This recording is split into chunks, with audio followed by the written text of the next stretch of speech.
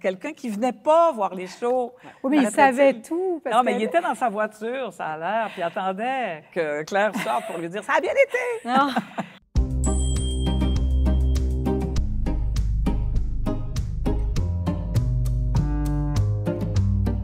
Chère Anne-Marie, chère Sarah, cher Pascal, bienvenue sur la scène du TNM. On va parler de l'œuvre d'un auteur qui vous unit, Régent Ducharme. Pourquoi, quand on monte une pièce de Régent Ducharme, ou même un roman adapté, pourquoi ça a tant de succès? Pourquoi? C'est presque une valeur sûre. Hein? Ah oui? Ah oui. Parce que c'est Régent Ducharme, un peu comme Gauvreau. Tu montres les pièces les plus compliquées de Claude Gauvreau, puis la salle va être pleine maintenant. Elle n'aurait pas été il y a 30 ans. Mais il y a quand même un rapport... Tu sais, en même temps, ce que j'aime, ce ne sont pas des pièces faciles, nécessairement. Non, pas du tout. Du tout. Puis il y a un... Mais, tu sais, on pourrait quand même prononcer le mot génie. Hein. Il y a du génie et du charme. C'est pas savant, par contre. C'est pas non, c'est pas savant. Non, mais il y a beaucoup de références. Bien, moi, je trouvais quand même, dans l'adaptation qu'on a fait, qu'il y avait... J'aimais ça, expliquer un peu la pièce à certains amis avant, ou bien des thèmes qui pouvaient être abordés pour aider quand même le spectateur ou la spectatrice à voir le show. Moi j'ai trouvé qu'on avait quelque chose de exigeant quand même, oui. mais qu'il fallait, comme j'aimais dire aux gens, comme laissez-vous porter, c'est la poésie par moment, si vous captez pas tout, il y a quelque chose qu'on réussit à transmettre émotivement, puis c'était le défi de comme rendre ça vraiment dans le corps, là. Mais que les mots aussi, hein, c'est des rafales de références. Peut-être que c'est vraiment pas dans l'uniquivoque, un moment donné, j'ai ressorti ça, mais ça, regarde, elle est là, c'est pas prévu. N'employez pas le mot « ça ». C'est une contraction vulgaire. Vive le mot « cela ». Laissez-les rire. Employez « cela ». Il était comme ça sur c'est parce que c'était un érudit. Mais c'est comme ça qu'on le travaillait aussi en répétition. Des fois, on essayait de faire des contractions puis de le ramener comme quotidien. Puis finalement, il fallait mordre pour faire résonner cette langue-là qui est comme... on l'entend nulle part. En fait, c'est ni du québécois, ni du français, c'est du Ducharme. Oui, vraiment. Ouais, on va dire ça comme ça. Il est tellement touchant à tout bout de champ. Touchant à tout bout de champ. Ces envolées sur... Non, mais regarde. Oui. Non, mais ce que je veux dire, c'est que comment il peut décrire un arbre, comment il peut décrire une rivière, des choses simples. Il regarde le ciel, il regarde le fleuve, son amour, comme sa connexion. Il avait beau être connecté sur les mots puis sur tout le côté intellectuel de toutes les sphères. Il était connecté à décrire la nature, puis ça, c'est vraiment fascinant, puis toujours bouleversant, puis touchant. Le nombre de trucs que j'ai retranscrits sur sa façon de décrire la nature, c'est magnifique. Une des questions, moi, que je poserais, qu'est-ce que Inès Péré aurait à dire à Bérénice Heimberg? Et qu'est-ce que Bérénice Heimberg aurait à dire à Sophie ou à Laïnou, Sophie dans AA ou Laïnou dans L'hiver de force? Et qu'est-ce que Laïnou aurait comme question à poser à ces personnages? Parce qu'il y a un fil rouge qui unit tous ces personnages-là, c'est le fil amoureux. C'est toujours une quête d'amour. C'était ça dans Inès Péré qui, moi, m'avait tellement troublée. Puis toi aussi. Parce que c'est ce que tu dis pendant toute la pièce. Je veux de l'amour, je veux de l'amour. C'est la même chose avec toi dans Bérénice Heimberg. Je veux de l'amour, je veux de l'amour. Elle veut de l'amour, puis elle dit aussi, bien, je suis contre l'amour. Ouais. Comme dans un de ses romans, il dit, je supporte pas l'humanité, mais je peux pas m'en passer. En fait, l'amour est insupportable en même temps. Oui. La haine puis l'amour, c'est constant, là, puis ça en fait, si tu t'exposes à avoir mal. C'est un piège, En fait, ces personnages s'exposent toujours. Ils sont trop, tu sais. Moi, ce que j'aime, c'est excessif. Ouais. Ils sont excessifs, puis ils aiment trop, puis ils reçoivent pas ce qu'ils donnent en retour, fait qu'ils sont toujours blessés. Ouais.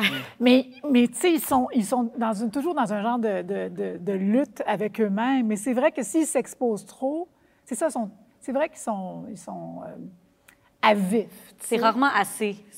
Oui, c'est jamais assez. C'est jamais assez. Et Laïnou, ben, qu'est-ce qu'elle fait avec André et Nicole Ferron? Ah oui, et ses multiples aventures, toutes plus rocambolesques que les unes que les autres. Puis Sophie aussi, dans Sophie, c'est Roger. Elle veut Roger. Elle veut Woody. Mais c'est drôle que tu dises ça parce que ça ne m'avait pas frappé, ça. C'est pas ce que je retiens d'avoir joué Ducharme. C'est fou, hein? Moi, je retiens la rébellion, je retiens la vitalité, je retiens le désespoir. C'est ça, c'est ces choses-là qui m'animent quand je parle de Ducharme, le côté baveux. Bien, c'est sûr que c'est des personnages à vif un peu, mais entiers, absolus. Tu as raison, Anne-Marie. Oui. C'est des rebelles, c'est des sauvages, c'est des excentriques. C'est des... Tu sais, c'est des... C'est des ludiques, c'est des baveux. On pourrait parler de Mimi, bon, parce que toi, tu te rappelles peut-être davantage de Mimi dans AA. Ah oui. Mais moi, la réplique qui me faisait vraiment presque pleurer, c'est quand Roger ou Ruggie veut lui toucher les cheveux, puis elle dit « Non, je vais jamais chez la coiffeuse parce que j'ai peur d'avoir mal aux cheveux. » Puis en même temps, ça me fait penser à une réplique que j'aimais tellement dans AA, où est-ce que le personnage que jouait Marc Bélan... il y a Roger, Bernie, qui boit, puis qui se lève un matin, puis qui fait « Je souffre, je souffre », puis il souffre. Puis elle a dit « Tu souffres, fais comme tout le monde, meurs, Oui. meurs. » Fait que je trouve que c'est ça, on voit du charme là-dedans. L'excès, tu souffres, puis elle mange sa pizza, mais la mise en scène de Dominique Champagne, évidemment, parce que c'est un chaos. C'est ça, meurs. Tu te souffres trop, fais comme tout le monde. Mais je trouve ça fou, je trouve ça ducharmien. Voilà quelque chose de ducharmien, qui fait rire, mais qui fait extrêmement mal en même temps. Le grand plaisir de jouer du charme, surtout sur un grand plateau, c'est que c'est hyper théâtral. Il n'y a rien de plus théâtral que du genre de charme. Tu sais, jouer du Tennessee Williams ici, tu fais semblant que tu parles à ta mère. tu te confies à ta mère comme ça pour que ça monte jusqu'en haut. Mais avec du charme, c'est, tu t'empoignes ton personnage. L'éclat n'est jamais trop gros. J'ai pas relu ça depuis longtemps, mais à un moment donné, je disais patin au lieu de putain, tu sais. Oui. Patin. C'est sûr que tu dis pas... si c'est écrit patin, tu le dis pas comme putain, patin. Tu le fais, tu le mets vraiment patin pour montrer, je flash avec mon mot, je prétends être une Française, mais pas vraiment non plus. Tout est abattardi, puis fait que la difficulté, je trouve, le coefficient de difficulté, c'est de le jouer d'une façon organique, parce que ça peut pas être juste, c'est pas juste la bouche qui joue. Il y a personne qui écrit comme Régent Je Ducharme. sais pas, toi, le monter, parce que on parle de c'est quoi le jouer, mais oui. Le monter... Bien, moi, je retiens, parce que le AA que j'ai monté, mais on va parler en effet du AA qui a été monté par Dominique Champagne, qui était complètement différent, à l'opposé ou presque. Mais c'est tout l'aspect théâtral dont on a beaucoup parlé aussi dans La Vallée des Avalées. Et ce qui était clair pour moi dans AA, c'est que c'était des acteurs en représentation qui jouaient le huis clos de 4 personnages qui s'autodétruisaient ou qui s'automutilaient ou qui se mutilaient ou qui se dévoraient ou qui se mordaient. Alors, à partir du moment où tu sais que tu es sur une scène de théâtre, bien là, le décor de Daniel Lévesque a pris toute sa place parce que c'était une scène sur une scène, dans un lieu inimaginable. Et on avait trouvé une manière de faire toujours l'état de la représentation. Robert Lalonde jouait Roger, mais il n'y a jamais qui jouait Roger. Gaston Lepage était sous comme une botte, mais c'était l'acteur qui jouait Bernie. Oui, puis même les personnages, de leur propre aveu, jouent à un jeu de massacre. C'est ça, ouais. C'est clair. Il y a comme un rituel. Là, oui. C'est un jeu, t'as raison.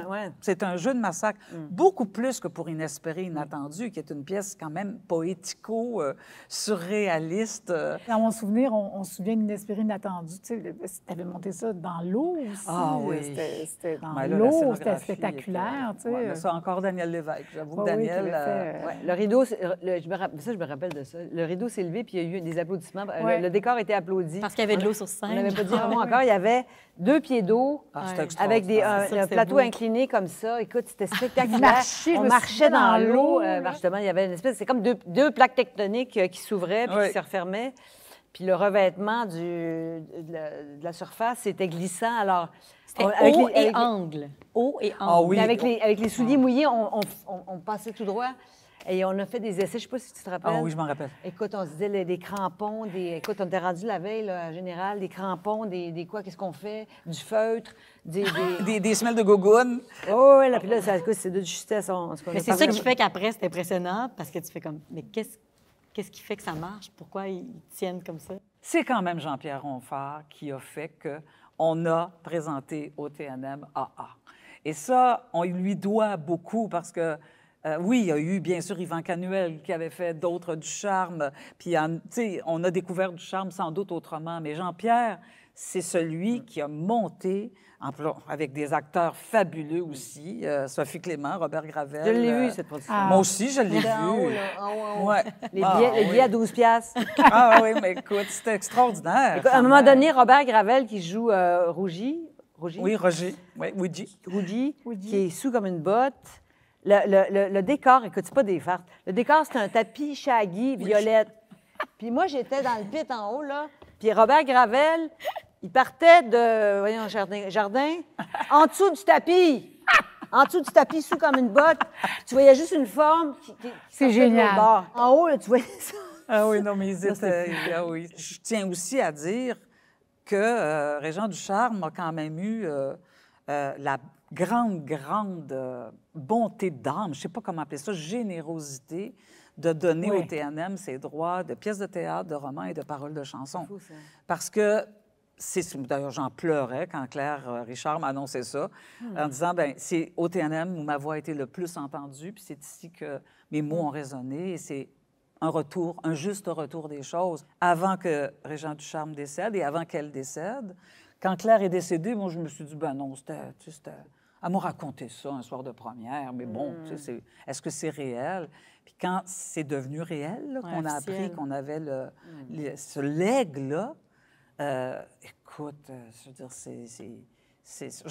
j'en ai encore les larmes aux yeux, je suis Ouais. obligée de le C'est dire. beau, C'est hein? c'est quelque chose qui m'émeut, là. C'est un tel geste de confiance. Mais toi, tu l'as jamais rencontré, Lorraine.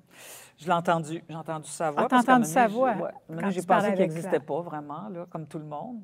Mais Claire Richard, quand même, je me suis dit, si elle nous dit qu'il existe, il existe. Là. Mais non, c'est ça, je posais la question à Claire sur dans la vallée des Avalées. Non, c'était pas dans la vallée des Avalées, c'était dans une œuvre parce que c'était pas pendant la vallée des Avalées. Il y avait un poème, puis je soupçonnais bien que c'était Néligan. Mais il n'y avait rien qui disait que c'était Émile Néligan. Puis j'ai appelé Claire une journée, puis j'ai dit, ce poème-là, là, c'est Émile Néligan qui l'a écrit? Puis là, je l'ai entendu faire. Régent, c'est-tu Émile Néligan qui a écrit ce poème-là? Il dit, ouais! T'as eu un ouais! Il est vrai. Le TNM fête ses 70 ans et je pense que la seule chose que moi, je rêve, en tout cas, que je souhaite au TNM, c'est de créer un inédit de Régent Ducharme. Je lance la bouteille à la mer.